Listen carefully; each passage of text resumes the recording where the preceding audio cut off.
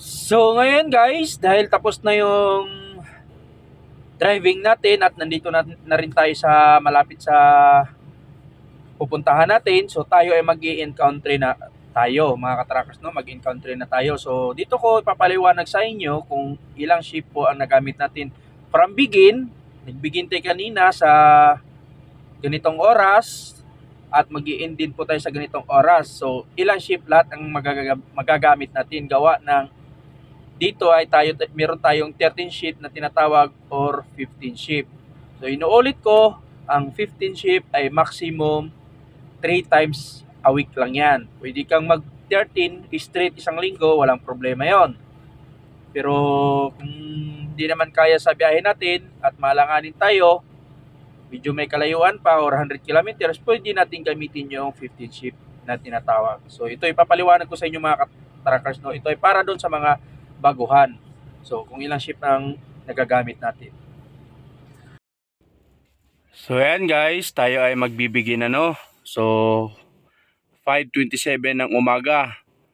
So gaya na sinasabi ko, yung topic natin ngayon ay yung ship naman, 13 ship or 15 ship, paano yon? So ngayon ako ay magbibigin 5:27 ng umaga.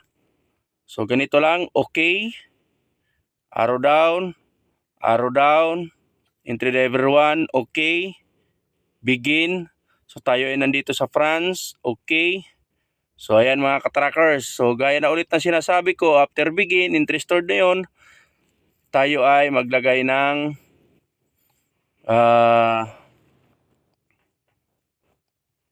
so baka pala other work. So baka pala magtaka kayo bakit ano yung kanina yung risk ko na yun, 10 mahigit lang yun.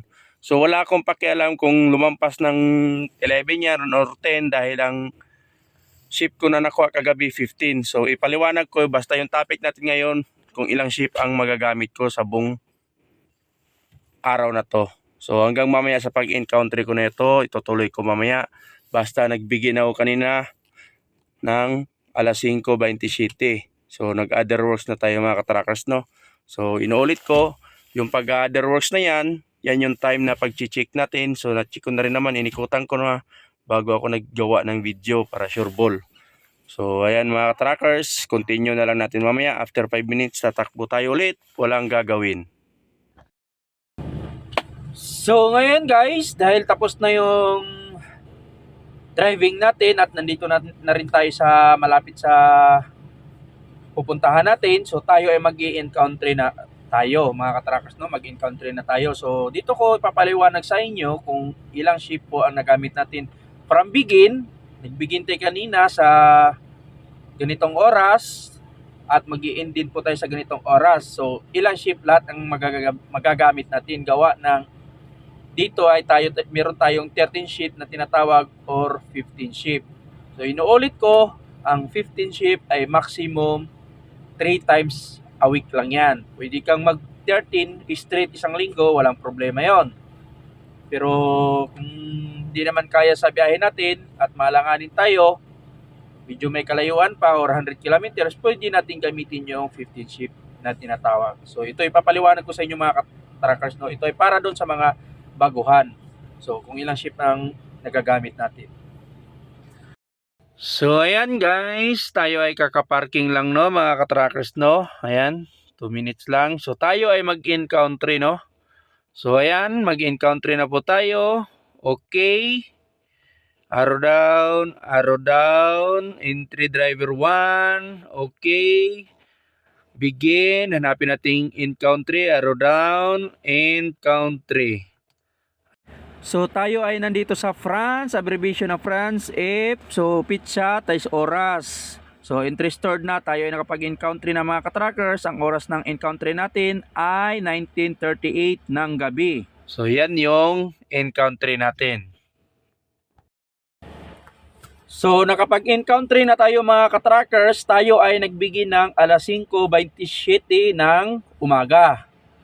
So tayo ay merong shift lang na 13 hours at saka 15 hours.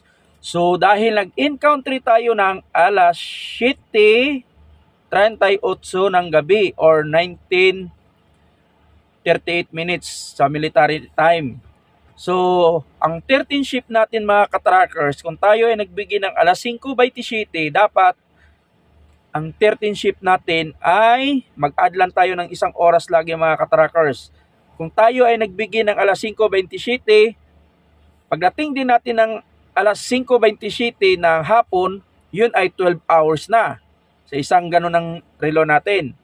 Ngayon, dahil 13 shift ang meron tayo, dahil sabi ko, once na lumampas tayo ng kahit isang minuto sa 13 shift, yun ay automatic 15 shift na.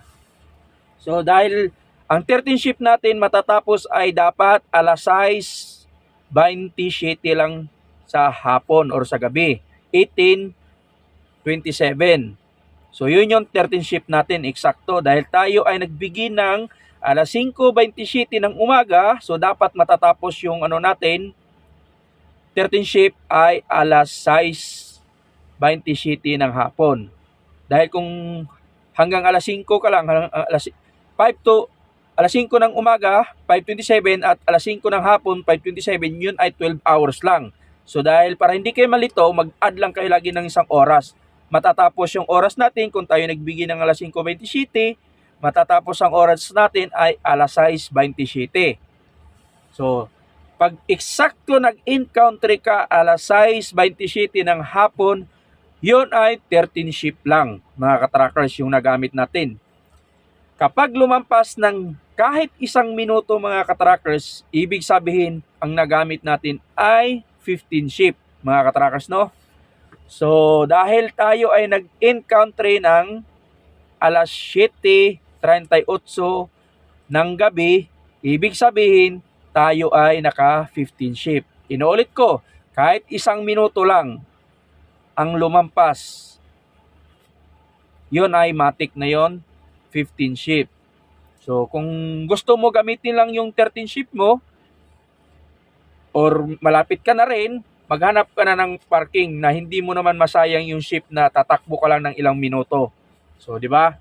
So, hanggat maaari, lagi nating iwanan ang 15 dahil magagamit natin yan sa oras ng kagipitan, lalong-lalo na kapag habulan sa parking pagdating ng hapon. So, gamit na gamit yung mga katrackers hanggat maaari. Kung kaya natin gamitin lang ang 13 shift lang tayo. Pero kung tayo na may tatakbo lang ng 2 kilometro, 3 kilometro, so wag natin sayangin mga katrackers. Dito pa lang magparking ka na. Wag natin sayangin, no? So, kailangan dito marunong po tayo mag-manage sa oras. Yun po ang pinakamahalaga, no? Mga katrackers, hindi lang po tayo drive lang ng drive. Dito ay talagang marunong tayo mag-handle sa oras natin or mag-manage sa oras natin dahil napaka-importante yun para sa atin mga katrackers, yung shift at yung 13 hours at 15 hours na shift natin. So, kapag kayo ay naka 13 shift mga katrackers, ibig sabihin dapat nun 11 hours ka maka-rest. Pero hindi rin po na talagang mandatory yung 11, pwede rin po na gawin mong short rest lang yon ng daily rest natin. Halimbawa, malanganin ka sa unloading doon, kung mag-11 ka, so lalampas ka. So, pwede ka rin mag-adjust, gagamitin mo lang ang 9 hours rest natin. So, matik yun, nagagamit din yung natin yun, 9 hours. So, yun ay, pag hindi mo inabot yung 9 hours, so nagagamit mo na rin yung 9 hours mo na yon na yung kasi di sa maraming mahaba pang paliwanagan na naman diyan sa rest kasi mga katrackers, no. So yun lang muna yun ang natin para isa-isa lang yung shift lang na tinatawag. Inuulit ko, isang minuto lang na lumampas tayo sa 13 hours, yun ay automatic 15 hours. So, pwede kang mag-rest noon, pwede kang mag-rest ng 9 hours kahit naka 13 ka or naka 15, pwede kang mag-rest ng 9, pwede kang mag-rest ng 11. Depende sa layo pa ng pupuntahan mo. Pero kung malapit naman yung pupuntahan mo at ang unloading mo ay ganito pang oras, kung kaya sakunin mo yung 11 hours, so why not? Bakit hindi mo kukunin yung 11 hours kung pwede naman na ang begin mo ay ganitong oras at nandun ka na rin naman sa unloading place o ilang kilometro na lang tatakbuhin. So, kailangan marunong pa rin tayo mag-manage sa oras natin. So, yun na po ang pinaka-importante dito nang sa ganun hindi tayo mapagalitan sa ating mga dispatcher dahil sila mismo ang nakakaalam kung paano tayo magtrabaho dito. Hindi po yung mga amo natin, kundi mismong dispatcher natin kung paano ang nakakaalam kung paano tayo magtrabaho. At sila din ang nakakaalam kung paano tayo mag-handle sa oras natin or mag-manage sa oras natin. So sana'y nakatulong sa inyo yung vlog na to mga katrackers, no? Lalong-lalo na doon sa mga kapwa ko trackers na mga baguhan pa lang dito sa Europe na wala pang knowledge pagdating sa tachograph, pero pagdating ng araw, magkaroon din kayo ng knowledge niyan. Hindi naman ako perfecto, so sana naintindihan nyo yung paliwanag ko at sana'y nakatulong sa inyo. So maraming salamat sa inyong lahat mga katrackers, no? At ingat po tayo sa bawat biyahe natin, lalong-lalo na ngayon, winter season. So, ingat po tayo lagi sa bawat biyahe natin mga katrackers. Inuulit ko, maraming salamat sa inyong lahat mga katrackers at ingat po tayo sa bawat biyahe natin.